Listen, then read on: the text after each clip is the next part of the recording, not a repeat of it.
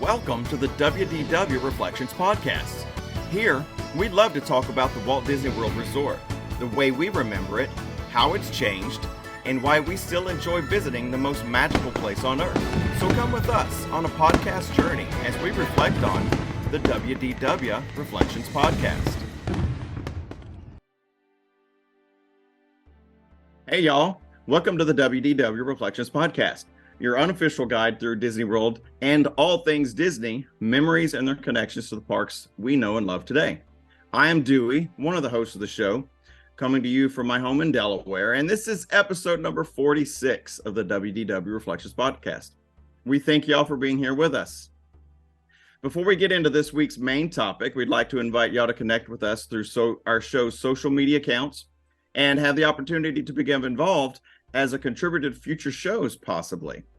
We can be found on Facebook, Instagram, and YouTube at WDW Reflections Podcast, and on Twitter at WDW Reflections. And don't forget, for all things WDW Reflections Podcast, head on over to our website at wdwreflectionspodcast.com. All right, so with that out of the way, let's get started with the show. With me today are my podcast travel buddies. My buddy Ron, coming to us from Cleveland, Tennessee. How's it going, Ron? Hey guys, it feels like forever, probably because it has been forever, but it's so good to get with you guys and talk and see your, I was going to say see your beautiful faces, but ugly maybe. Let's just say we're all fit for radio. Well, why don't we just say faces? We don't have to use an adjective. That way nobody's feelings are hurt. Good to see you too, Ron. All right, and then coming to us from the Big Apple, my good buddy Tony G. What's up, Tony? Hey, Dewey. Hey, guys. It's good to see us all together again. It's been a while here, and it's been an exciting year, as we're going to find out on this podcast. So far, for all of us, after so many years of being stuck inside, all three of us have gone on different kinds of journeys, and you all heard about mine last time, and now we have to hear about what you guys have been up to lately. Yeah, we'll just do a quick recap today. That way nobody forgets us. We haven't recorded in a little while, so kind of give an update on to where we've been, what we've been doing, and we'll just go from there. We'll see how it goes. Exactly. And for those who just listen to the show here on the podcast, I know there are a couple of people who do that. We do have video clips on YouTube that we'd love for you to go check out. I'm trying to keep that a little bit active, especially when we're not together. There'll be clips from the parks, clips from things that are related to Disney in some way. And I think it's beginning to take off. We could use more subscribers. Plus, if you know someone who likes to hear about Disney parks and experiences, have them also subscribe to us and listen to us, because we love doing this, but we also love to hear feedback, and we'd like to know that there are people out there. Yeah, we talk about Disney all the time anyway. But if we're just going to do that, we don't have to record it. We want you guys to participate. We'd love to hear from y'all. And if there's something you'd like for us to talk about, or if you want to, whatever, we would just love to hear from you guys and get some feedback and that kind of stuff. It's a lot of fun hearing from y'all. So this week, like I said, I think we're just going to do a quick recap on some of the stuff that has been going on in our lives for the last just couple of months, I guess. We talked about on one of the last shows, actually I think it was the last show, we talked about Tony and his wife Jen's adventures to Disneyland. And when was that? Was that like in May? That was in May, yes. In May that you guys went to Disneyland. So that was really cool. And a lot of the videos that we've been sharing on our page and all of our accounts and stuff recently has been some videos that Tony took on his trip to Disneyland in May. So those have been a lot of fun to watch. I haven't even seen those. So every time one pops up on the account, I'm like, hey, Tony's at it again. So it's been a lot of fun for me just to see those too. But so that's what the last show was about. But in that time, Ron has been on a couple of excursions. I know, well, we talked a little bit about your cruise. So I think we've talked about that. But more recently, after the cruise, I guess, you went, and actually I just saw your bracelet. I didn't realize I was showing that on your wrist. says Kenya. So, right? That's what it says? Yeah, it says Kenya. So, And, why would you be wearing a bracelet that says Kenya on it, Ron? well, I'm very active in our church, and so we had the opportunity to go to Kenya, to do some mission work and to partner with the church in Kenya. And so we took 14 days, but our trip actually ended up being 3 trips in one. We flew from Charlotte to we were to fly from Chattanooga to Charlotte, but then from Charlotte to London, and we ended up sitting on the tarmac for 3 hours, being taken back. Anyway, it was a long delay, and they wouldn't let us work out our connections until we got to London, which was a little disturbing, that we were going to fly across the country and not really know what our connections and how that was going to work out. But was your trip supposed to go to London initially, or did it? Yes, did it make a side we trip? were originally supposed to go from Chat to Charlotte to London to Nairobi. So we got to London. We get off the plane. They're like, "Yeah, we don't have any flights to Nairobi for 3 days." What? Yeah. Oh, man. So they're like, "So you're going to hang out here until 10:30 tonight. Then we're going to fly you to Cairo. When you get to Cairo, we're going to put you up in a hotel. And then that next night at 10:30, we're going to fly you to Cairo at that point." So we weren't going to sit in a hotel room in Cairo all day. So we went and toured Cairo and got to see the pyramids. We did a camel ride. Wow. There's an area called the Cave Church, which is 6 or 7 churches that are literally carved into the caves. One of them seats as many as 20,000. If you're ever in Egypt, I would encourage you to go check out the Cave Church. And then you drive through a place called Garbage City, and that too is very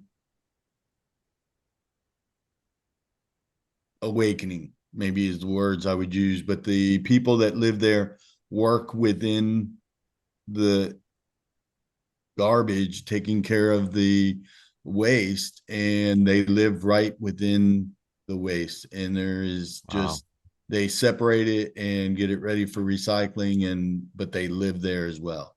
So it is very crowded, very, very unique. You'd have to see, you really have to experience it to be able to understand it, or I'm not even sure you understand it when you see it, but you at least definitely can be in the midst of it. And it's just very interesting that it's definitely not an American culture that you would see something like that. So it's how welcoming were they towards your group? Oh, very welcoming. Yeah, everybody there. I didn't feel there was a few that, but you always have the few, right? If somebody came to America and they'd ask how Americans were, you're always going to have that one guy, right?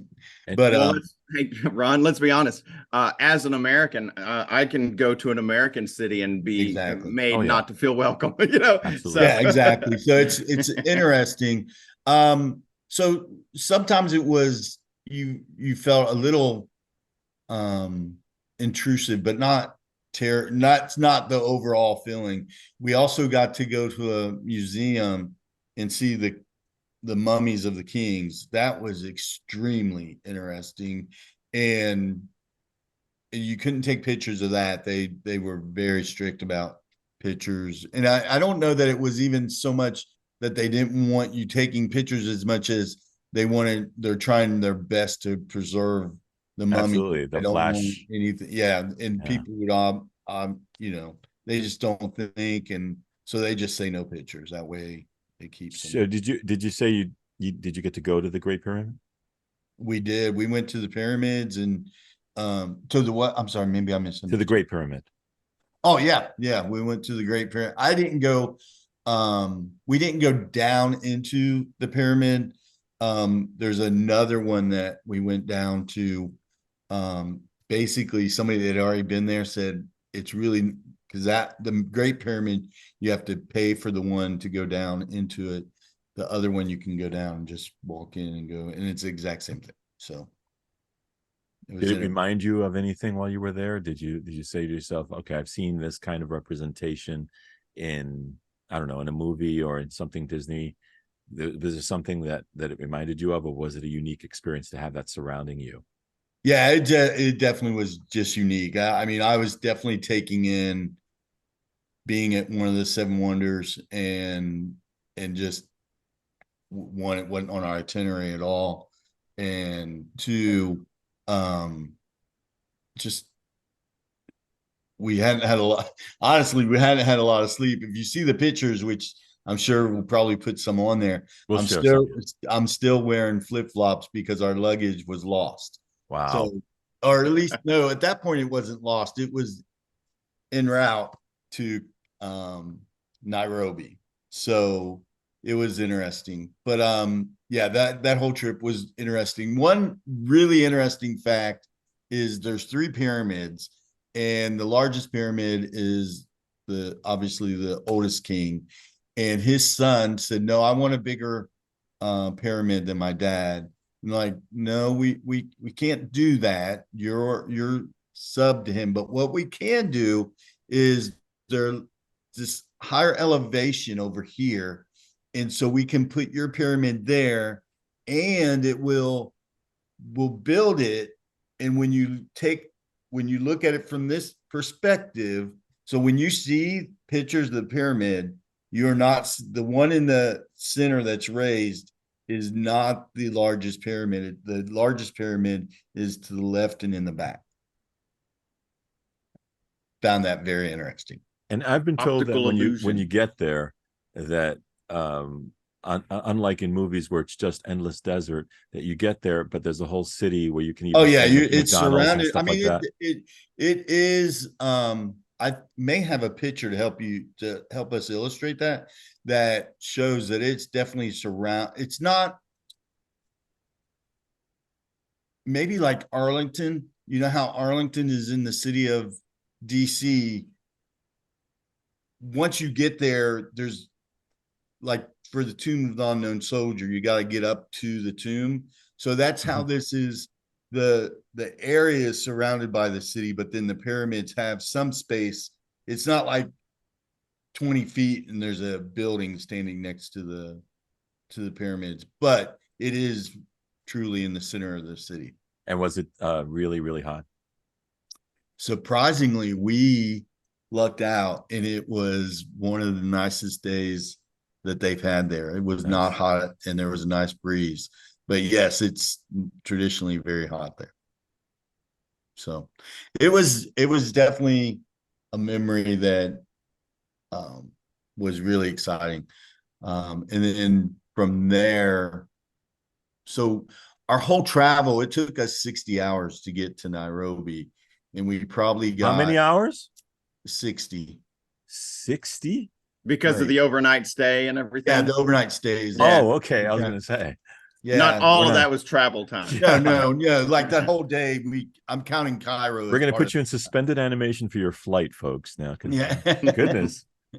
So because we really didn't, we got to Cairo at 3:30 or 4:30, and we got up by 9 to do the tour. So that was really the only real sleep we got. But you weren't going to miss that. I know. It's right. Like you're there. It's a once in a lifetime thing. Well, yeah, exactly. And so I didn't sleep great on the plane. So that was the only sleep really we got until we got to,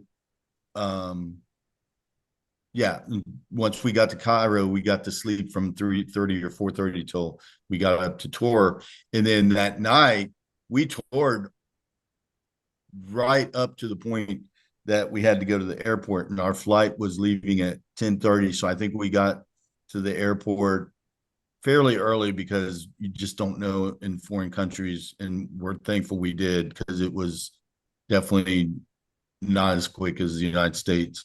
And it's hard for me to remember where now, but we went through one of the places we went literally through 3 security checks for one flight. So that was interesting. And that, I think it may have been Cairo where we did that. And then they have one right at the plane as well. So we left Cairo at 10:30 and got to Nairobi at 3:30 in the morning. They had lost our luggage at that point, and so that took 2 hours to get forms filled out. So we get to our hotel in Nairobi, and we originally were supposed to meet some of us sponsor Compassion International children, and so we had the opportunity to meet them, and that's the part that I consider the second part of the trip. And so we were going to meet them at 8 in the morning. So none of us really went to bed. We just went and got a shower and spent the day with them. So that was an incredible experience, though we lost our luggage. And part of meeting your children is you bring them gifts, and it helps with the just breaking down the walls. I really was not super concerned about the interaction with the kids, thinking that I connect with kids all the time, this is going to be great. Well, I didn't take into consideration, one, they don't speak English because they've not been in school long enough. The official language is Swahili and English, but until they go to school, their parents don't know English, so they learn it at school. So these are 5-year-olds that we are sponsoring. So they had an interpreter with them, and then they don't see white people.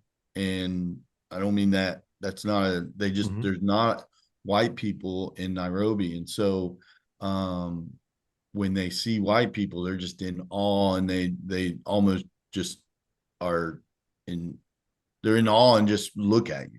So it was very hard. Thankfully, in Chattanooga's airport, I'd picked out these 2 magnets that had black bears on them and then said Chattanooga. And so I was able to give them each, because we sponsored 2, I gave each of them this magnet, and it said Chattanooga, but I also had a picture in my phone of a real black bear that I could show them. And that helped us interact and kind of connect. By the end of it, the little boy just really didn't want to let go. He had really cleaned, and I wanted to get a picture of him holding up his magnet, and I knew that he'd put it they were wearing coats. It was 70 degrees, probably 75 degrees. And I went to get it, and he's like, held it like he didn't want to give it back. I'm like, no, you're going to keep it. I just want you to hold it and get a picture. But so that was really a cool experience. The smiles on their faces say it all. I know. I saw a couple of the photos, and the kids have these huge smiles on their faces. Yeah. So that was very unique. And then, of course, the last part of our trip was the mission itself. And we partnered with a church in Nairobi, in the, I'm not going to say it right, Kayole area of Nairobi. So there's 3 classes in Nairobi. You've got the wealthy, and then you've got what they call middle class, and then you got the slums. And we weren't in the slums. We were in what the natives there were calling the ghetto. But how did you get there? Did they taxi you over? Or? So we stayed in a hotel closer to Nairobi's national park, and we'll talk about that, or I'll talk about that here in just a minute. But it was in more of the city of the Nairobi, and then they would bus us to the suburb of Kayole, which really it's still Nairobi, but it's more in the residential area. And so they live in basically cinder brick homes.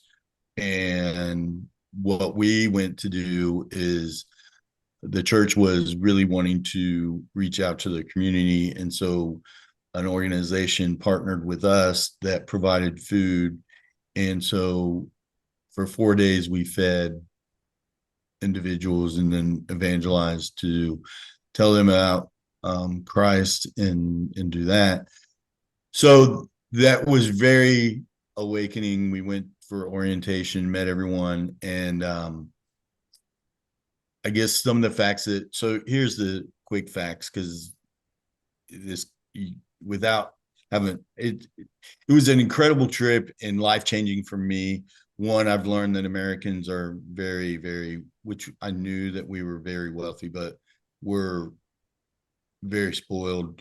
I got to know Collins. He's a young man who works and I don't know if some of you may be reading about their political unrest there. The president has tripled some taxes on like petroleum. That's what they cook on with, and they have all their taxes have gone up. And this president had promised to increase the cost of living, which he's not. It's even getting worse, and jobs there are very, very difficult to obtain.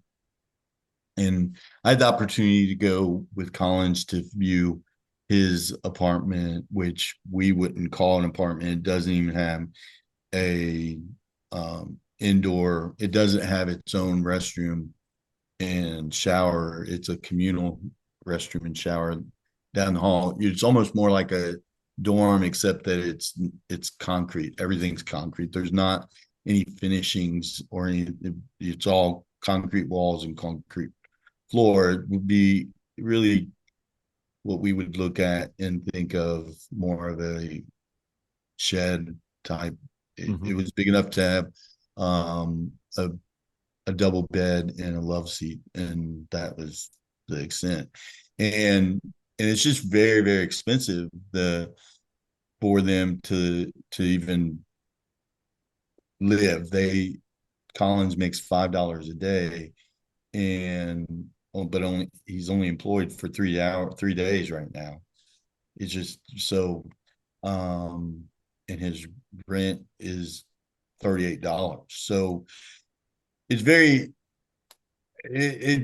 I understand now how Compassion International is able to do what they can do, because from American standards, it's very inexpensive. But from a Kenyan's perspective, it's not inexpensive at all, because they don't make anywhere near what Americans make, right? And so it was very eye-opening, and the people were so gracious and so accommodating.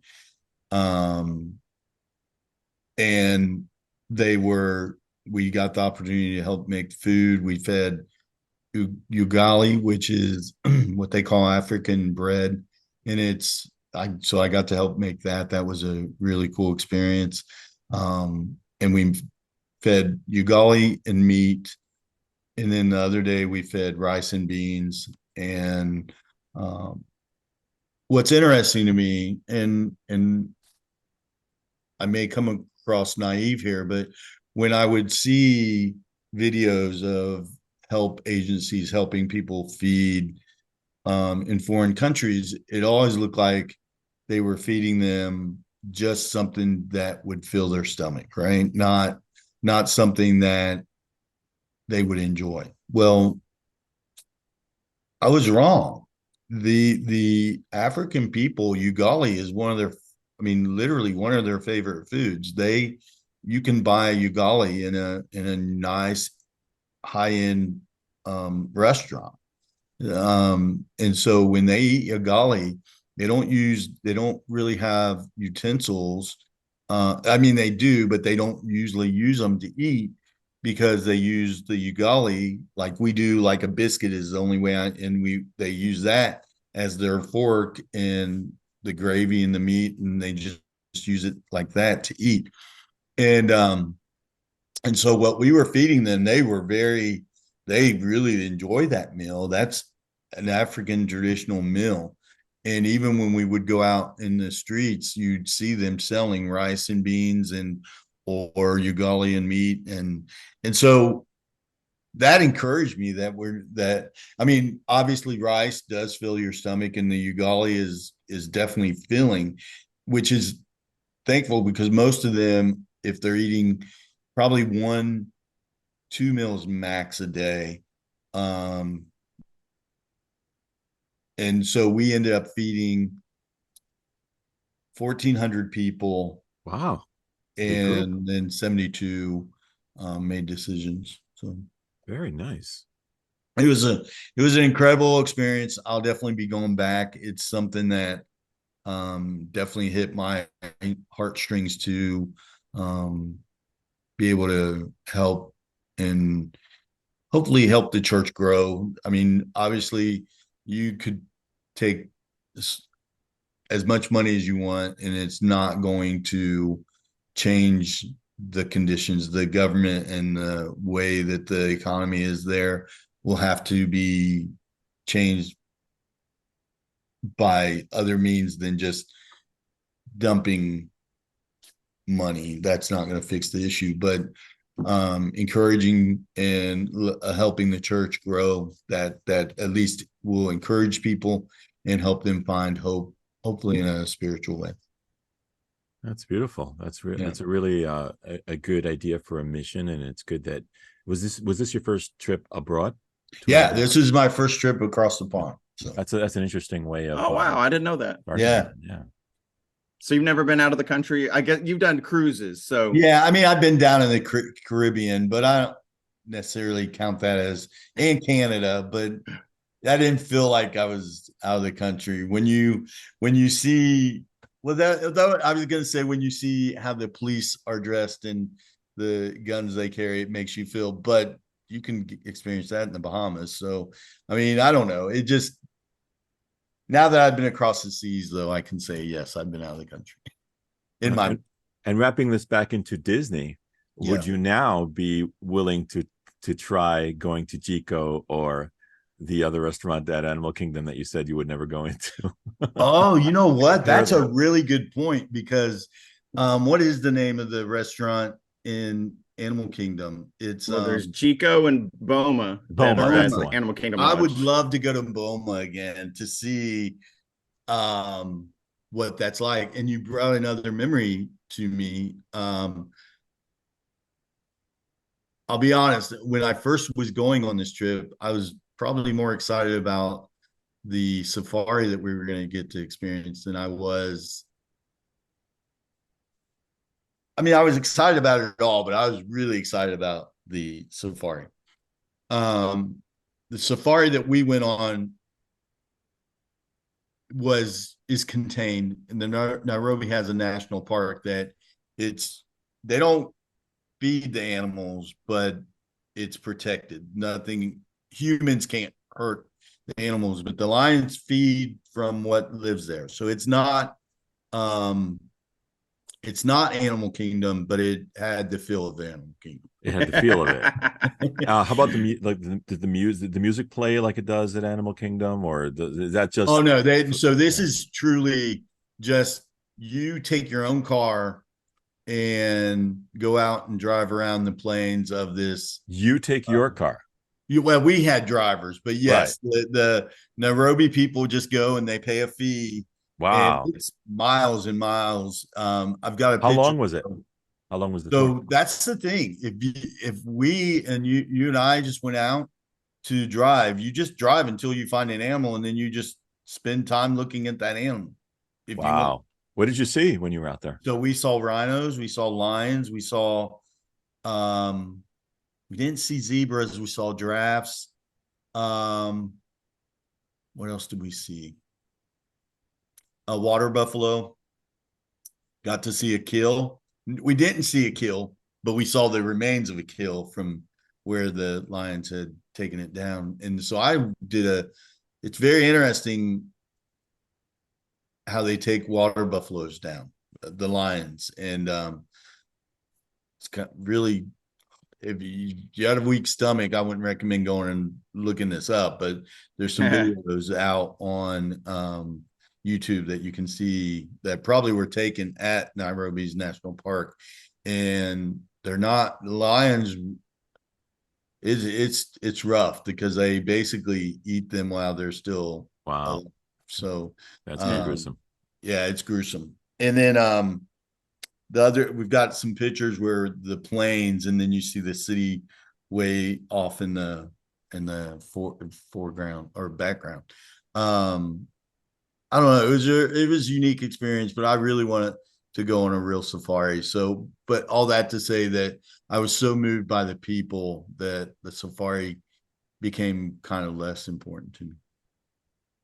That's what you thought was going to be the highlight turned out to be background after. Yeah, absolutely. Yeah. I mean, it was definitely enjoyable, and I'm glad we did it, but it definitely became second to what the purpose of the trip really overshadowed everything. I did get we did go to one restaurant. And I got to eat ostrich. If you ever get the opportunity to eat ostrich, it's amazing. Really? Yeah. It tastes just like chicken. No, it really, but I don't know what it had a distinct flavor, but it was really good. And they had made it into meatballs. What? It was really good. You don't find that at Chef Boyardee. No, you don't. Or maybe you do. We don't know. That's true. But it was a great trip, and looking forward to going back. That sounds amazing. You think so? Is this going to be an annual thing? I don't know that it'll be annual, but it will definitely be. It'll definitely be something that has become a focal point for me. Okay, that's really cool. Yeah. And I mean, it's really cool that, you know, most of the time when you hear travel nightmares, you hear stories like that about losing luggage and getting diverted and all that stuff. Your travel nightmares, you got stuck in Cairo, Egypt for a day. Oh, exactly. You know what I mean? Like even the inconvenient part turned out to be pretty amazing. Yeah, some of our guys were. The leader, I think, was most stressed because, of course, when you're leading somebody, even if you end up in Cairo and it turns out well, it's still very, very stressful to get people a group of people from one place to another, to have to try to coordinate that with all. It was very stressful for him. So that was, but in any case, it was very interesting, and I'm glad. But yeah, you're right. The opportunity that we didn't get our luggage for 5 days though. That was so American Airlines. Thank you very much for buying my Nike gear that I had to buy because I didn't have any luggage and ran out. All right, that's good stuff. Thanks for sharing that stuff, Ron.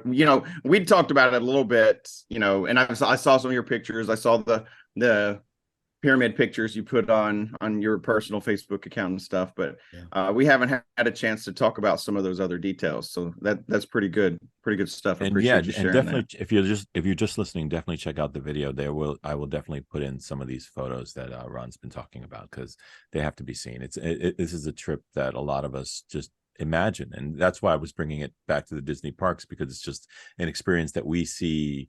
The fake experience that we see in Animal Kingdom and in at the lodge, it's interesting to know what the real thing is like. Yeah, and that's a really good point, because it definitely, so I'm really glad you brought that up, because I didn't think about the food. I have eaten at BOMA, but I've really pushed myself to broaden my palate, if you will. And I had not done that when I ate at BOMA, and I just looked and like, no, thank you, and went to the kids' buffet. Oh my gosh! If I was your wife, I would have been hitting you with a stick or something. Yeah, I bet I paid big dollars for chicken nuggets, and I think isn't that like $65 a person or something? Probably at so. BOMA? I mean, we were on the Disney plan. Dining okay, yeah. So. But now you're gonna go and go, what? No ostrich? Yeah, what kind exactly. Of You'll be disappointed.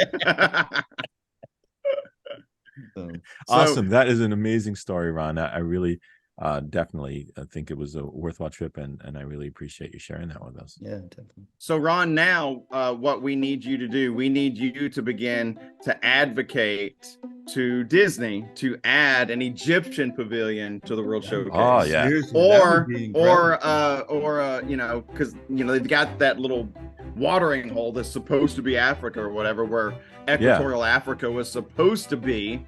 So I remember at one point they even tried to do something there. They did try to make it Africa. It was supposed to be an equatorial Africa pavilion, and of course it was going to be Russia and all that stuff too. But it sounds like, you know, there's enough cool, you know, culture and stuff like that you know. Oh, definitely. Could add that. Yeah, that would be incredible. Yeah, that'd be super cool. All right, so my trip is not even going to come close to exciting as Ron's was. I mean, goodness gracious, getting the chance to go to Africa. I mean, that's big. That's kind of once in a lifetime stuff. Yeah. To go to Egypt and see the pyramids, you know, one of the 7 wonders of the world and all that kind of stuff, and then get to go and have all those experiences with the kids in Kenya. I mean, goodness gracious. So I'm not even going to try to compete with that. I'm just going to tell you what we did, and, you know, no competition with Africa. But so we weren't really planning on going, at least we were planning on going to Florida just because we wanted to spend time with my wife's dad and stuff. You know, he lives down there. But we had we own a timeshare at the Sheraton Vistana down in or not Orlando, but whatever it is, Kissimmee or whatever. And we had stuff that was expiring that was left over from pre-COVID. And, you know, we didn't want to let that stuff expire. We also had 3 free nights. We're members of the Marriott Bonvoy Club or whatever that is. That's kind of an extension of the Marriott owns Sheraton Vistana, so it's kind of an extension of that. So we had three free nights that were going to expire. So we kind of pieced together a real quick trip. And so we went to Myrtle Beach for 3 days, or 3 nights, I guess, 4 days, 3 nights. And I had a really nice hotel on right on the beach. We found out that this hotel, we could never have afforded it if we were paying for it. It was a $600 a night hotel room. Nice.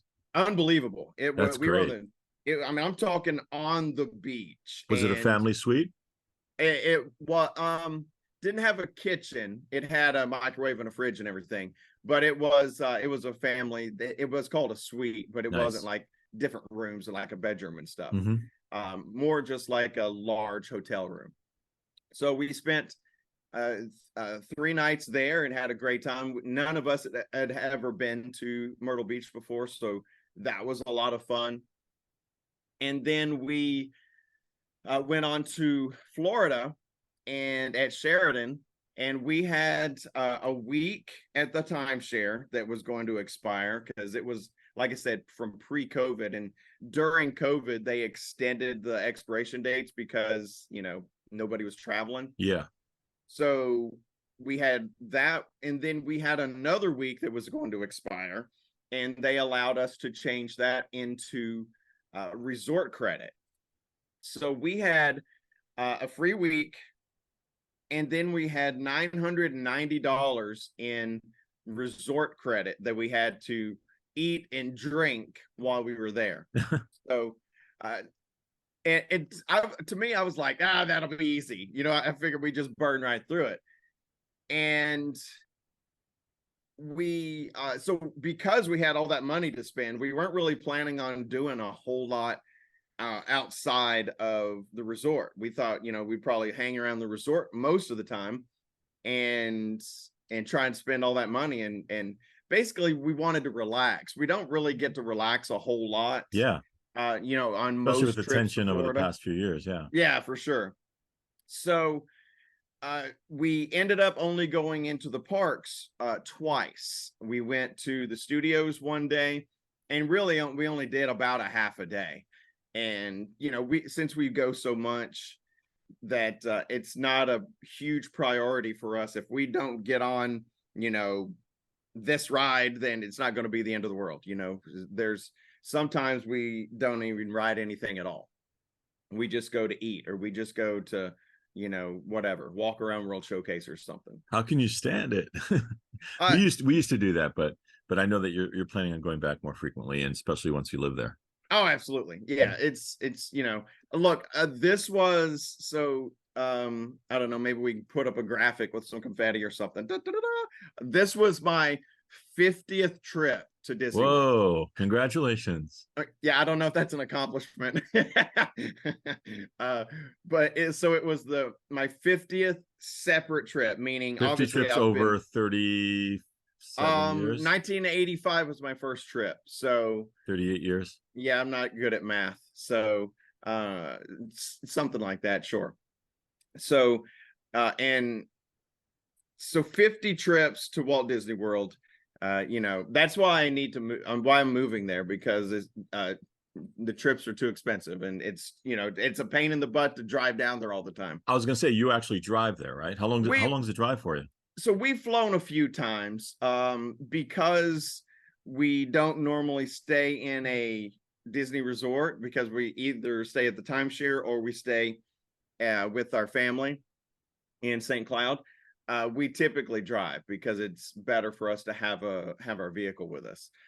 So it took us, so we didn't drive straight down this time. We stopped at Myrtle Beach for a few days, but on the way back, I can tell you, we drove straight through, and it was just under 16 hours. Okay. So it's, could definitely be worse. It's definitely be a longer trip from up there where you are if you were going to drive down. Oh yeah. But it's not the end of the world. It's 16 hours. It was, and I drove the whole thing straight through. Yeah, I was just about to ask, did your kids drive as well? My son's old enough to drive, and he offered, but I guess I was just kind of in the zone or something. I don't know. But so I just ended up driving the whole way. But we spent most of the time at the resort, and I don't know if any of you guys are familiar with the Sheraton Vistana Resort. It is, it's an amazing place. No lazy river. How close is it to the park? Oh gosh, it's on 535. It's not, if there's no traffic, which good luck with that around 192 and all that stuff. There's always traffic, but if there's no traffic, if you're just driving, it's like 10 minutes, nice. 10 or 12 minutes. It's really close, actually. You can, as a matter of fact, from the villa where we were on this trip, if you walk out of the parking lot, or walk through the parking lot from the villa where I was, and look through the trees, you can see the casting building over I almost said downtown Disney, over at Disney Springs. I mean, we're right that close to Disney Springs. Okay. It's really, really close. But we spent most of the time there. Would get up in the mornings and go, went for a run a couple of times. And then I would go and reserve a cabana. They're first come, first serve. So, and my wife, a medication she's on right now, she's not supposed to be in the sun a whole lot. So we got, I would get up and get a cabana, and we would hang out at the pool for most of the day. Our room was actually, the back door of our room was probably 50 steps from the pool. It was really close. So I would just walk out of our back door and go get a cabana, and then we hung out there for most of the day. And trying to spend all that resort credit, we were drinking from the tiki bar and eating in the restaurants there on property and stuff. It was really really nice. And even with drinks being $15 a pop, it was still pretty tough to spend all that money. Every time we ate, it would be the four of us, and then my father-in-law came and stayed with us for a few days there, and so it was $100 every time we ate. But even still, on the last day of the trip, like the night before we were going to drive home, we still had $127 left. So I just drove the kids to the little, they have a like a not a gift shop, but like a trading post kind of thing. There's overpriced souvenirs and overpriced groceries and all that stuff. And I just let them spend $127 on junk because we didn't want to just leave that money. Once we checked out, it was gone, it's expired. So we wanted to make sure we spent it all. So that's reminding me of the days when Disney used to have the dining plan, and that's kind of how it was too. Exactly right. That's exactly right. We when the dining plan, you would go and get bags of pretzels or something and take them home with you. Yeah. Exactly the same deal, because we didn't want to leave any money on the table, So so most of the trip was just spent at the resort, at the pool, mm-hmm. and that kind of stuff.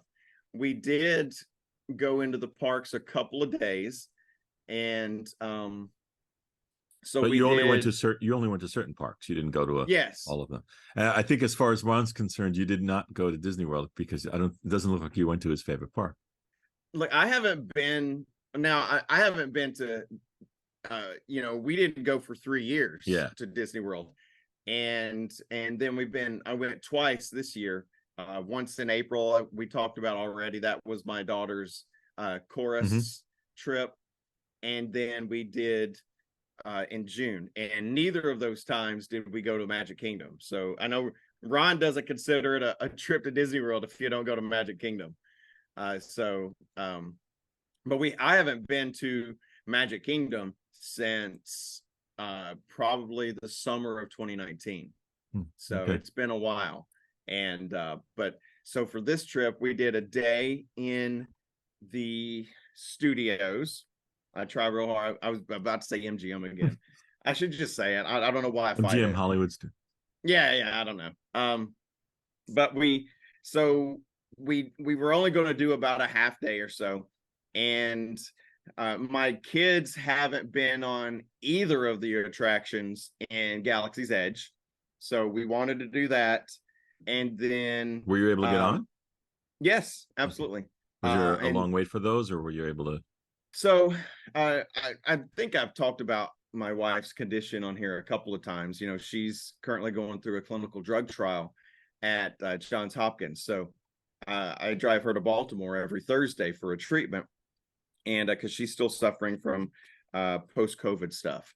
So we hope she's going to get better, but currently, and I say currently, for the last 3 years, she's been legally disabled. She's unable to work. She's unable to, really, she can't even stand up for more than just a few minutes at a time because of the condition that she has.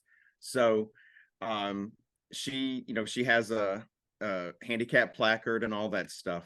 So what we actually found out that the ADA stuff at Disney World is really helpful, because so I was, we were pushing her around in a wheelchair because she can't stand and she can't walk and stuff. She can walk, but she can't do it for very great distances. Yeah. So and that's just part of her condition. So the ADA stuff at Disney World is actually pretty awesome. They basically, what you do is you basically get a lightning lane reservation for, and you can, when you go to the guest relations and sign up, you pick one, and whatever the current wait time is for that attraction, so say for example, it's 50 minutes. We want to do Rise of the Resistance. So it was 50 minutes at that point. So you don't have to wait in line. You just have to wait 50 minutes. And then when 50 minutes is up, you go to the lightning lane entrance and they let you in. So that was really beneficial for my wife, considering, her current condition. So we did, the first one we did was Mickey and Minnie, Runaway Railway, because none of us had been on that. What'd you all think of that? So I'm not happy it took away the Great Movie Ride. I think Mickey and Minnie would have been a great addition to the park. You know, I always say refurbish, not replace. It's fun. It was entertaining, but it's not better than the Great Movie Ride. If they had added it somewhere, I'd probably enjoy it even more. But the fact that they had to destroy the Great Movie Ride to put it in kind of gets me a little disgruntled. But it was fun. That probably actually should have been moved to the animation courtyard somewhere. That would have been a great idea, 100%. I think it would be really, really good there. You know, it's okay. I'm not crazy about the current incarnation of Mickey's look. You know what I mean? Like the way he's animated now. Yeah. I don't really like that, and you know, it looks. What does it look? It looks amateurish to me. You know, the way they're drawing him right now. So, and that's unfortunately the style that he's, you know, drawn he's popular. He's popular like that. Yeah, I guess not for me. Yeah, but that's what Mickey and Minnie's Runaway Railway is. It's how it's drawn. So, you know, I don't love that, but I did think the ride was fun. It's, you know, but it's just projections everywhere, you know, and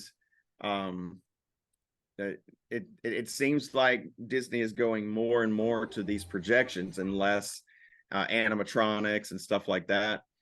So that's, you know, it's okay. The ride was fun. It was entertaining. It's not better than the Great Movie Ride. So I'll just leave it at that. I will say I was really surprised that once I got to Galaxy's Edge, that so we went on Smuggler's Run, and the Hondo animatronic is just gone. What? Really? It's gone. Yeah, not there anymore. And, oh no! What, did they just show the movie? Yeah, it's just a video now. And so I was really confused by that, because on the way in, I was telling my kids, like, you're not going to believe this animatronic. Yeah. You're going to think it's a person. You know, you're not going to believe that it's an animatronic. You're going to think it's a person in a costume or something. And then we get there, and that whole, you know, that's like a holding room, and Hondo tells you, you know, you're going to fly the Falcon, blah, blah, blah. That's all. That doesn't even do anything anymore. They just kind of explain, unless I was just there on an off day and maybe it was broken that day. But from what I could tell, it just doesn't do that anymore. And so that was pretty disappointing, because that's, you know, it is a highlight. It's one of the best things. Yeah, absolutely. Yeah. So I don't know what the deal is with that. But you know, we just basically walk right through that room. And my kids are like, what are you talking about? What animatronic? And I was like, well, that's where it was supposed to be.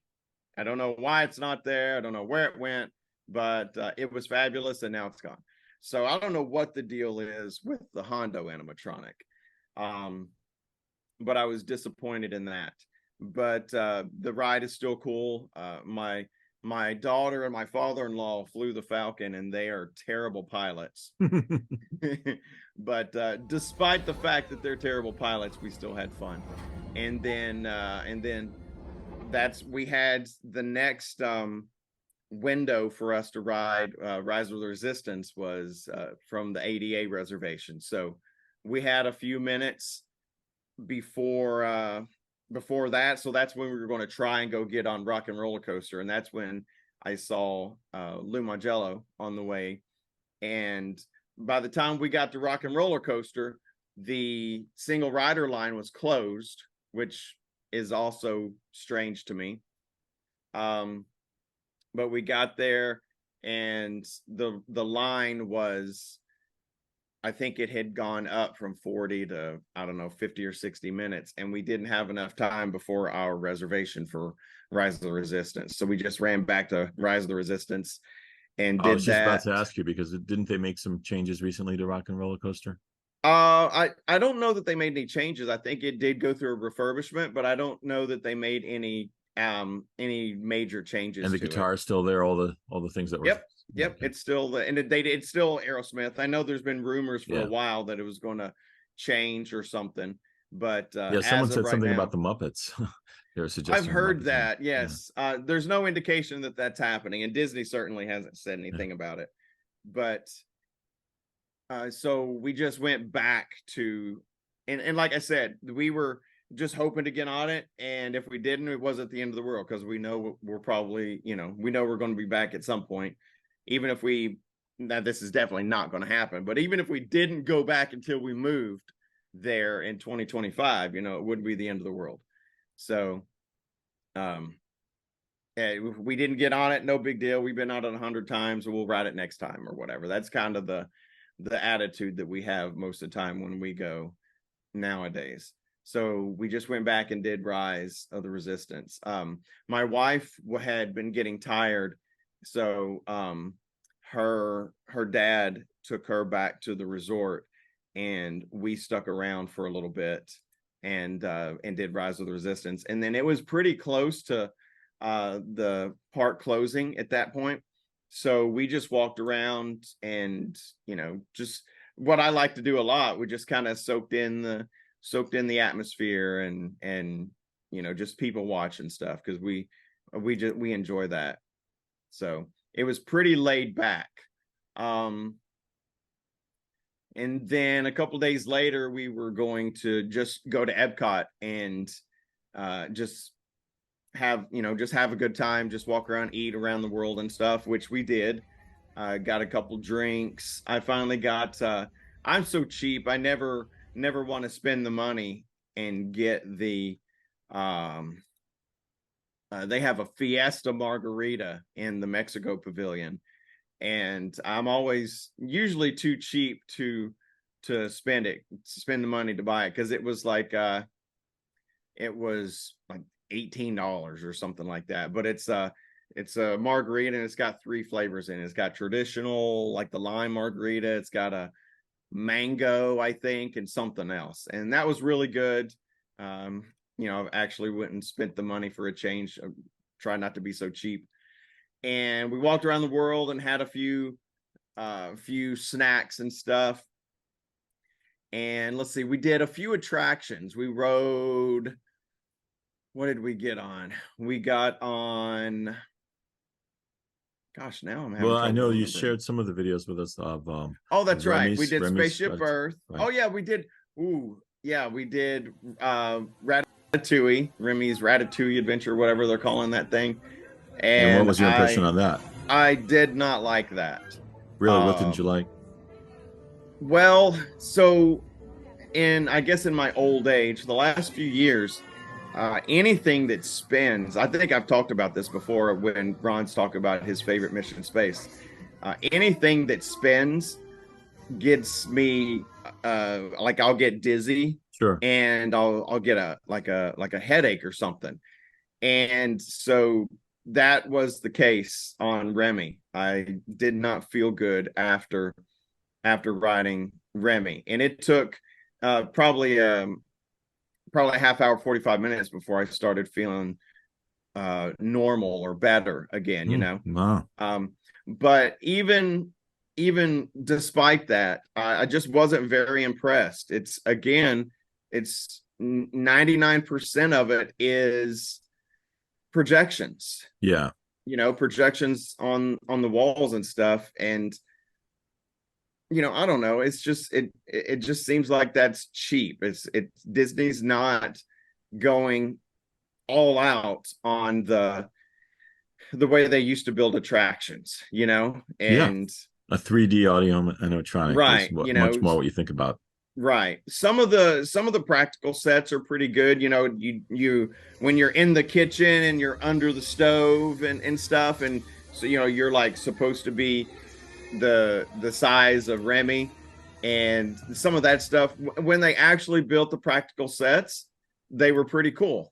And it was, I enjoyed that part, but most of what you see is just the 3D movie or whatever, with projections on the screens and stuff. And that's okay. It was it was fun, I guess, but it just, to me it's Do you not. think that also, did you feel it belonged in Epcot? um I'm okay with it being In France? it makes sense in France. It's that's where it takes place. Yeah. So I didn't hate that it's in. It makes more sense in Epcot than Moana does, Mhm. but yeah, I didn't have a problem with it being there And did in that take the France. place of the movie that used to be there? No, the theater is still there. Oh, okay. It's actually they actually built the path. You know how over to the right, if you're facing the France Pavilion, Yeah. over to the right where they sometimes you could meet Aurora Yeah. from Sleeping Beauty. Hmm. They actually built between the France Pavilion and that waterway, the International Gateway. They built a walkway there that takes you behind all of the what used to be the France Pavilion and extended it past that. So the ride is actually behind the building where the little ice cream shop and the theater is, where you can see impressions of France or whatever it's called. And how weird So did it look with the gondolas in the distance? Did that look kind of weird? not it wasn't that bad. It Mhm. was it looked okay. It was pretty uh you get used to it. It doesn't really affect you either way. um I don't think it takes anything away from the attraction or anything. I haven't been on it, but I hear that when you ride the Skyliner back Hmm. there, that you can see like the backstage area of the France Pavilion, Hmm. and it sort of I've heard someone say that it sort of takes away from the Eiffel Tower, because you can Right. see that it's like only half of the Eiffel Tower or whatever. So uh you know uh, that's what they said. Some people have said that it didn't really affect me any, because I didn't ride the Skyliner. But Can I tell you something that you just reminded me of with regard to that we didn't get to mention when I went to Disneyland? It seems like they're doing that much more often, that they're showing you sort of behind the magic. Because when we were leaving the resort in California, while you're on the highway, you can actually see the stiff cardboard things that are the mountains from Galaxy's Edge. I mean, you could see them as we were in the cab ride going back. You could see them in the distance, and you're like, that's Galaxy's Edge. Those things. So it's kind of weird that they're showing you behind the scenes like that. well, I mean, if you think about it, everything had a purpose back in the day. I Yeah. mean, they had, go away green was a paint color that Disney uses to hide stuff in plain Hmm. sight. And they made a really big deal when they built Tower of Terror. They made a really big deal of making sure it was the same color scheme as the Morocco Pavilion, because you can see it from Epcot. At certain, you can see it behind the Moroccan Pavilion. So they made sure that the backside of Tower of Terror was the same color scheme. And they're not doing that anymore. Like just for example, the Guardians of the Galaxy attraction there at Epcot, that building is a giant square, just a big box, which is definitely different from Epcot in the past, because all the buildings were spectacular. And Horizons was that big diamond shaped thing, and Yeah. everything had was aesthetically pleasing. And now Disney isn't really too concerned with that anymore. They put the giant big box there, and then they painted it blue, and sometimes it'll look like the sky, I guess. Yeah. um it's not really their priority anymore like it used to be. So um you know it doesn't surprise me that they weren't real worried about letting people see backstage anymore, because they don't really worry about that kind of stuff anymore. But so I think that day we did Remy, we did the Mexico ride, we did Spaceship Earth, and then we actually got on test track later that day. So actually did 4 things in EPCOT that day. So that was and that's a busy day for us because we don't normally get on that many attractions and stuff when we go nowadays. We kind of just take it easy, and if we get on it, we get on it. No big deal. So it's kind of it was a nice relaxing day. We spent about a half a day there, and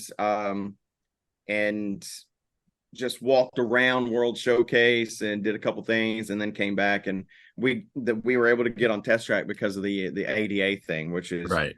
Really nice. You know, some of the they're pretty good about, you know, letting us push the wheelchair, push my wife through on the wheelchair, and then you know, she could transfer onto the ride. So she actually rode test track, which I wasn't sure she would be able to do, and she tolerated it okay. So oh, good. it was nice because we haven't been on a family vacation since 2019, right? You know, and so it was really nice to be able to go and do that as a family. So that's really all there was to it. We didn't do a whole lot of stuff in the parks, just a couple of days, but mostly trying to eat and drink all that credit, you know. So, but it was fun. We had a good time, and it was nice to get away for a change because we've kind of been stuck here in the house for 3 years, you know, since COVID, and then with my wife's health after COVID. So it was really nice to be able to go and have a vacation. So it was awesome. Great. I'm glad you had a good time, and I'm glad you all were able to do that together. It was nice. So yeah, we had a good time. Not a lot of exciting Disney stuff. I did take a few videos, and you've put those together and everything, and put them up. So so that was fun. And but it was just relaxing. It was just nice to be there with the family. So that was really was kind of the whole idea, was just to go and spend time with the family and get a little relaxing. So it was good. It was nice. That's pretty much where we've all been for the past couple of months. It's been kind of an exciting journeying year for the 3 of us. So absolutely. Hopefully there's more fun stuff to report as the year goes on, or maybe next year. We are we don't know for sure. We're considering maybe going back in December. Nice. Just you know, just to spend Christmas down there for a few days. But right now that's we're not even really making any plans. We just mentioned that maybe we'll give it a shot. We'll see how it goes. So we'll see how it goes. If we do go, then I'll definitely take some videos and we'll do some trip reporting. But still a long ways. I don't even want to think about December because I still have a month of summer vacation left. So I don't even want to think about December yet, because that means I'll be back to work. But that's about it. It was nice to get away. It was nice to have that time with the family. So it was a good time. All right, so let's go ahead and move on over to the next part of our show. What's happening around Walt Disney World? So currently not a whole lot of news. I don't know, maybe summer is they're focusing on festivals and stuff. Not a whole lot of news, but something I did find that I found interesting. Are focusing on trying to get people back in the parks. Well, yeah, I have heard that it's slow down there. Look, I'll tell you, it was not slow when I was down there the last week of June. So it's only become slow recently. So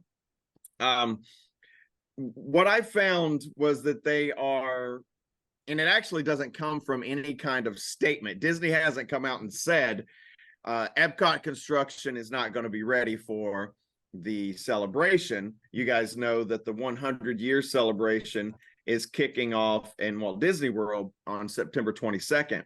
But it does not appear that some of the big offerings that are supposedly coming for the 100 years celebration at EPCOT are going to be ready. And so what we're looking at is the Communicore Hall and Plaza, the 100 years nighttime fireworks extravaganza. I don't know if they've actually got a name for that thing yet, but the thing that's replacing, well, I guess EPCOT Forever came back to replace Harmonious. And so Harmonious is gone. EPCOT Forever is going to be replaced by this new 100 years thing. And the Disney only thing they say is later this year. And they said later this year for all the stuff that's opening in EPCOT. But something that points to them not being ready for September 22nd, when the 100-year celebration starts, is because in that Communicore Hall and Plaza, there's actually supposed to be a dedicated meet and greet for Mickey and Friends. And they've got artist concept drawings of this little thing and everything. And you remember there on that side of Future World, the same place where they had the Starbucks is where they had the meet and greet there anyway, right? So there's supposed to be a dedicated Mickey and Friends area there. Well, Disney did announce that for the 100 years celebration starting on September 22nd, Mickey and Minnie are going to be meeting in the Imagination Pavilion. So it's kind of taking a little bit of some reading between the lines, but if you think that they're supposed to have a dedicated meet and greet there at Communicore Hall and Plaza, then why would they be meeting people at Imagination when it opens, right? When the celebration opens. So just a little bit of reading between the lines, maybe not necessarily, like I said, Disney hasn't come out and said, oh, hey, by the way, it's not going to be ready. But what they did say is Mickey and Minnie are going to be meeting people over at the Imagination Pavilion on September 22nd when the 100-year celebration starts. So there are indications that the Moana garden walk through, whatever that thing is supposed to be, I will refrain from adding my comments. It does appear that is further along in construction. I don't know if they're going to wait to open the entire thing or if they're going to open it in phases, and maybe Moana will be open for September 22nd. But at least, judging by Mickey and Minnie meeting folks at an alternate location for at least the beginning of the celebration, it does sort of look like that they may not have Communicore Hall and Plaza and the 100 Years of Nighttime Spectacular, whatever that fireworks show is going to be called, and then Dreamer's Point, which is the new statue of Walt. Doesn't sound like that stuff's going to be open. So I don't know. It's just interesting that they are moving Mickey and Minnie around. I don't know. What do you get? Am I reading too much into it, or does it make sense what I'm saying? I think it makes sense. Did they, when you went, did they have the Disney 100 statues around? It was weird. There were still, okay, I went twice. I went in April for just a couple of days, and then I went again in June for a couple of days. And some of the 50th statues were still there, the gold ones. I saw the Figment one in Epcot. That one was still there. So I don't know, maybe they're leaving them all up. I didn't see any 100 years. I guess the 100 years are supposed to be platinum or whatever. Yeah, they're like that statue that I showed, because they were all over Disneyland. So I'm finding interesting that they haven't even started to do that in Disney World yet. Maybe they did and I just missed them, because I only went to I almost said MGM. I'll forever call it MGM. I Hollywood. Went to the studios, and I went to Epcot in this past trip in June. So I wasn't everywhere, but it's not supposed to start until September at Disney World. So maybe they didn't start installing them yet. Mm-hmm. But I did see a couple of the gold 50 ones still in June. But I don't know. Look, it just seems like this crater in the middle of Epcot has been there for like 37 years now. I know it's a bit of an exaggeration, but it was started before COVID, so we're looking at, I don't know, 2019, 2020 or so is when they started this thing. Here we are. And I know there was a pause during, COVID and all the money things, they were worried about money and all that kind of stuff. I get that. But it just I can say this, that the construction costs have tripled. Everything, the cost of everything is tripled. But yeah, well, no, right. I get it. I'm just saying that for major construction, it's not just, I get it. I just thought I'd bring that point up. Yeah, you're right. I understand, but it is Disney with the endless money trail. So look, when you're paying your CEOs and all this stuff, multi-million-dollar sure. bonuses and stuff, don't plead poverty to me. I fair enough. I'm not buying it.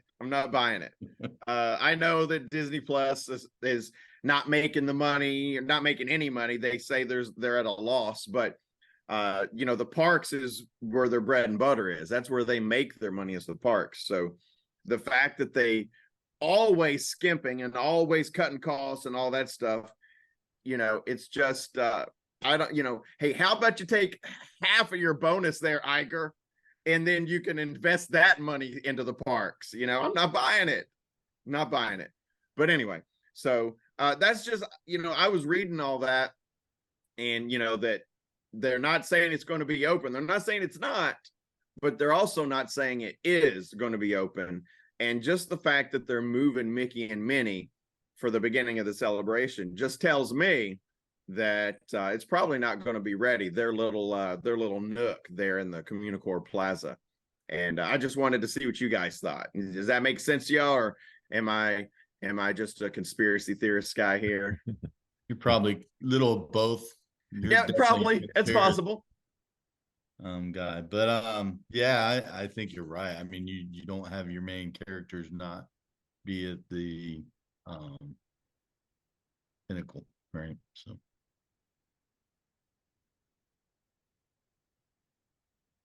what about you, Tony? You have any thoughts? No, I just think it's as you mentioned, it's interesting they had all this time to do it. It's weird that hasn't been done yet, and especially the fireworks show. It was quick to put that other show back. What's taking so long to create something new? That's kind of weird. Yeah, I don't know. I guess those things are incredibly complex, and I get that, but so they have EPCOT Forever has been back for a while now, and it's still we're recording this in July, so there's still 2 more months until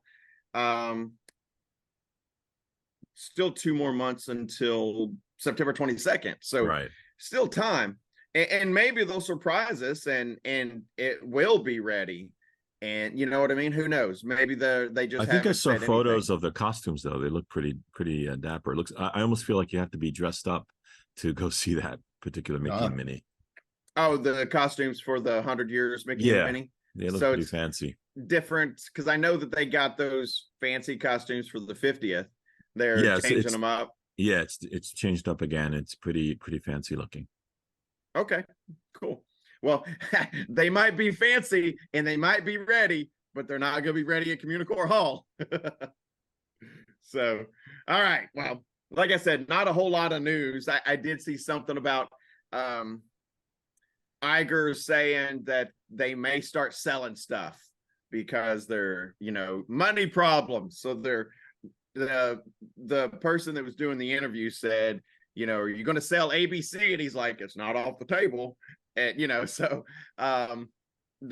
he even mentioned maybe selling off their streaming services. He wants to get rid of the TV stuff, FX and all of those, because there's no money in TV. Apparently everything is streaming now, even though Disney Plus isn't making any money supposedly, but who knows. But he even said that selling the entire Disney company to Apple isn't off the table.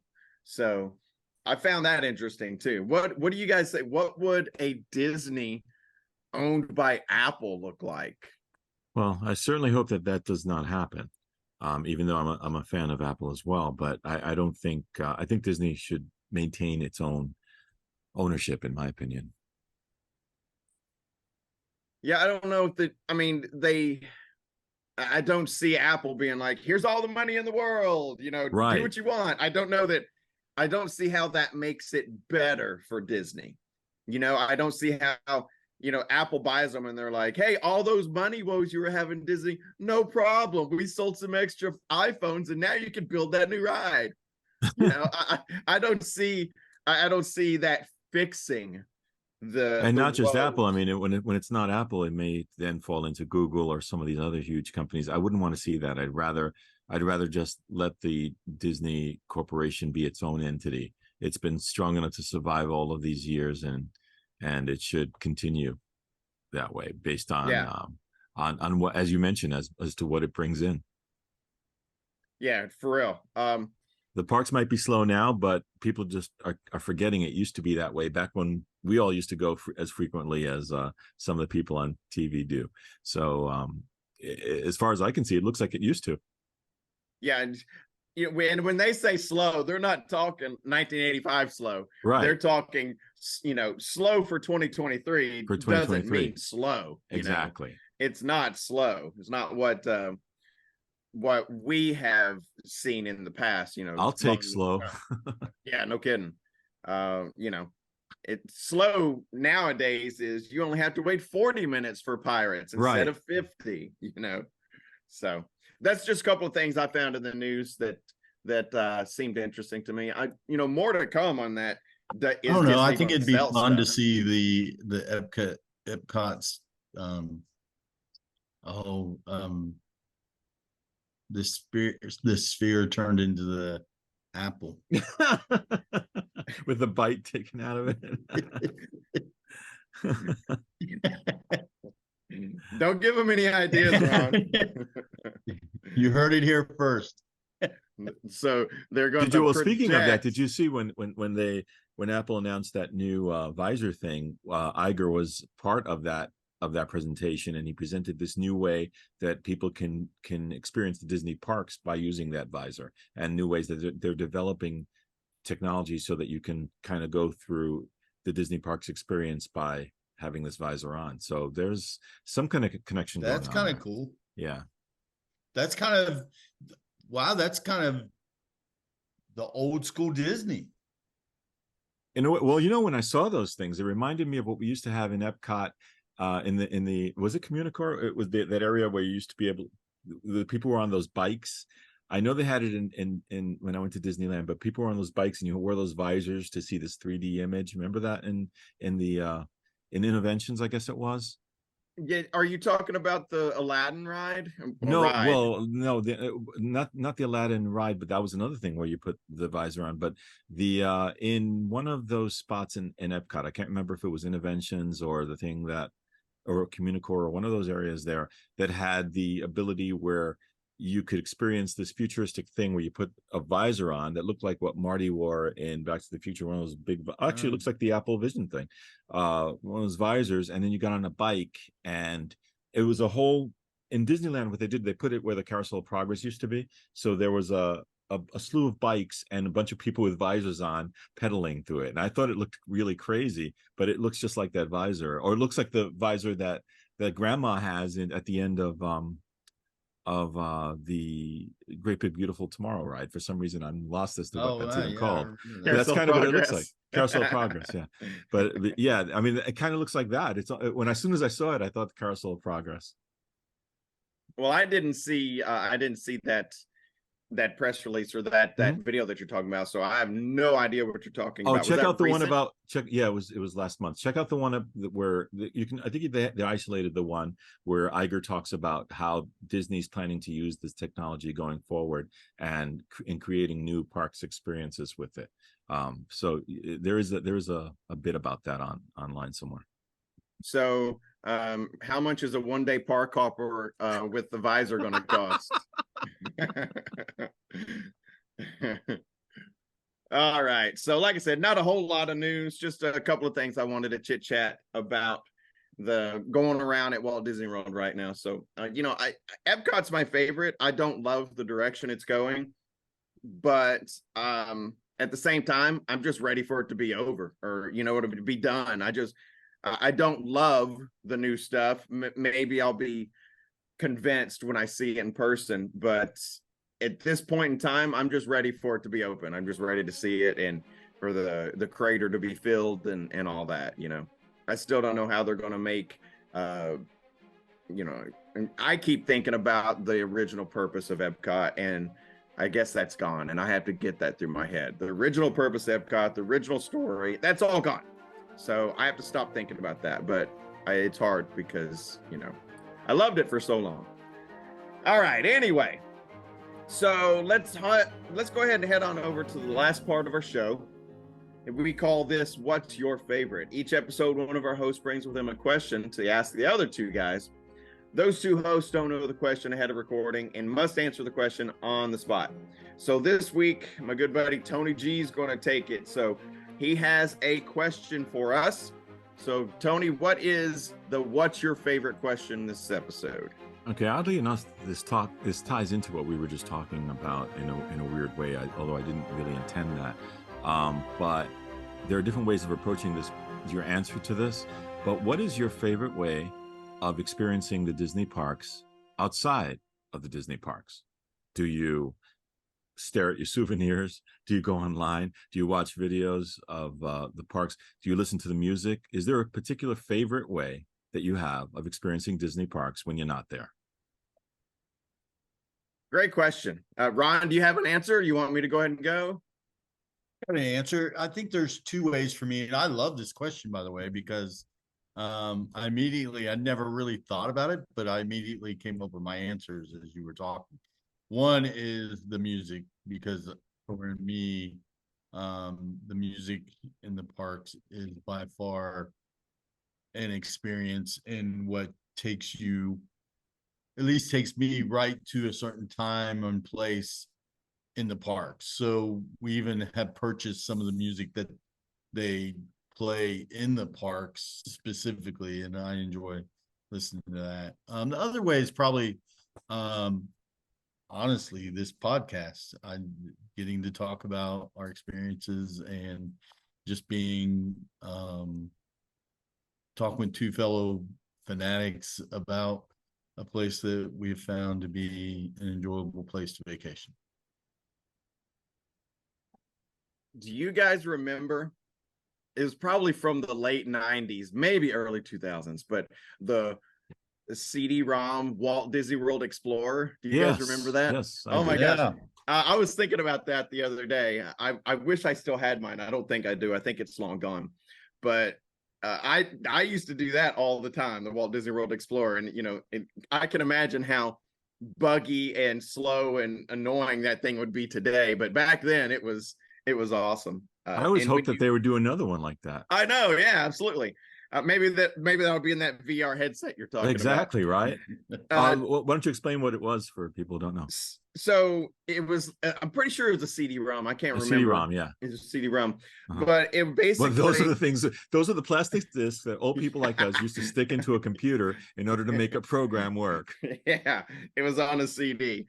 But it was basically just popped up, and it was a big map of Walt Disney World, and you could take your mouse and hover over an area, and you could select an attraction, and whatever attraction you selected, it would show you a video and some behind the scenes information as well. And it would give you, tell you maybe like how tall it was or when it was built, kind of trivia stuff.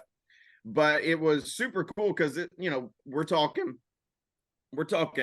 pre-YouTube and all that stuff. And it was early 90s, yeah, absolutely. So and even if you took your own video camera back in those days, like you couldn't get good footage not like that. Big Thunder Mountain, I remember specifically. I used to always watch the Big Thunder Mountain one because that actually was a point of view clip that they had in there. So that was super cool. So that's how I did it back in the day before YouTube. Nowadays, definitely the music. I listen to the soundtracks. I have them in my office at work. I play that. I'll put on, usually it's EPCOT, like the Innovations area music or something, and I'll play that all day long.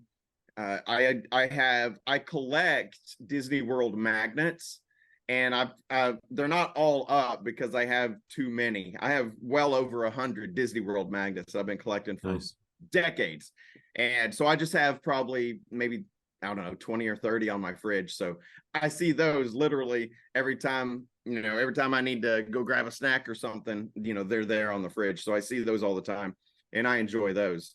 But that's pretty much it. Mostly, I do watch YouTube videos and stuff some, and the music.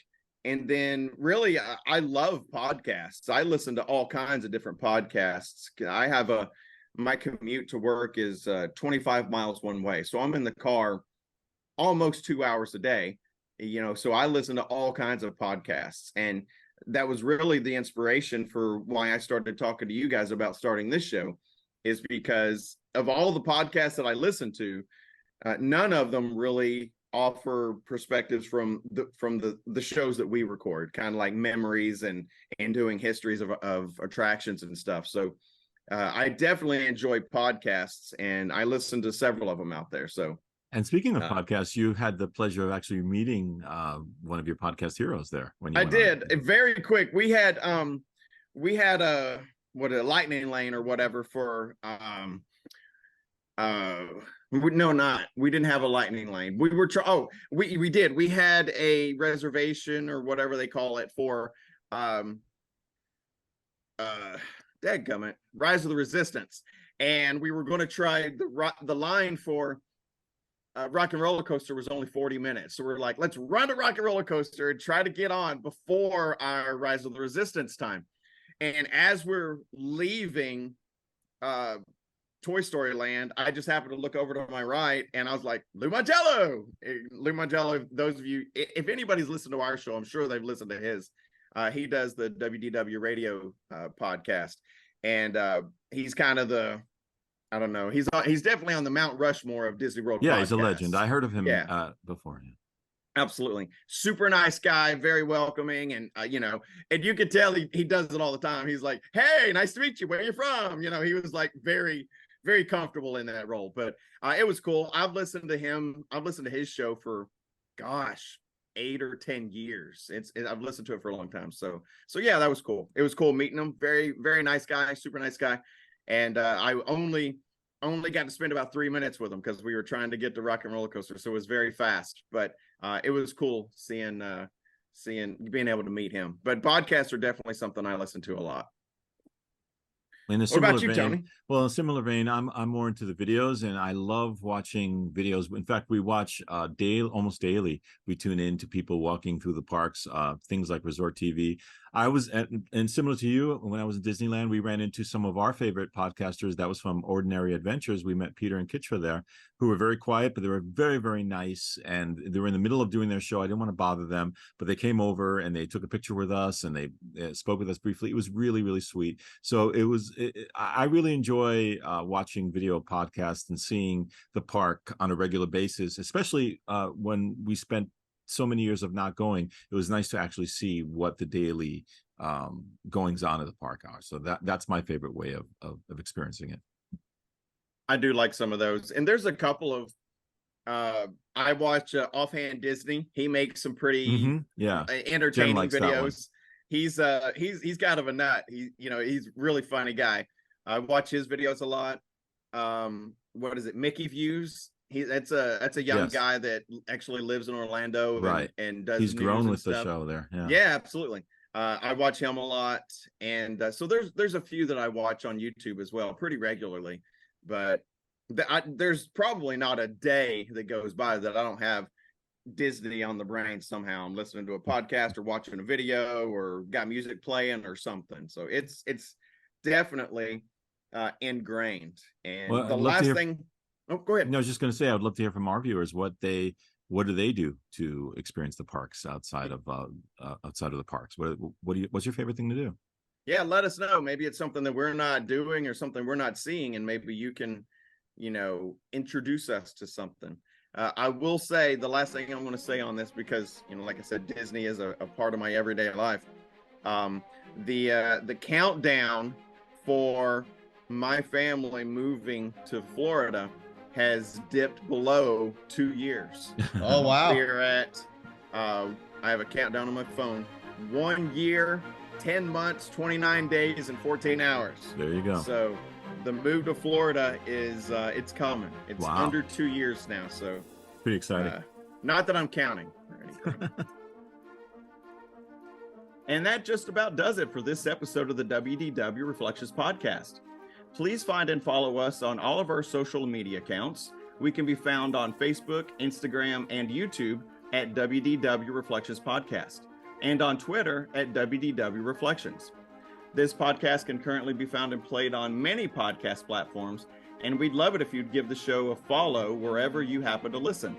And if you love the show, please leave us some feedback on Apple Podcasts or on Spotify. Those positive feedbacks help the show reach a larger audience and helps us grow. Make sure you check out all of WDWReflectionspodcast.com has to offer. And don't forget, you can always message us at any of those social media accounts, or you can just email us at wdwreflectionspodcast@gmail.com. We'd love to hear from you. And please keep coming back and listening to the show because we truly appreciate you. Thanks for reflecting on Walt Disney World memories with us on the WDW Reflections podcast. See you real soon.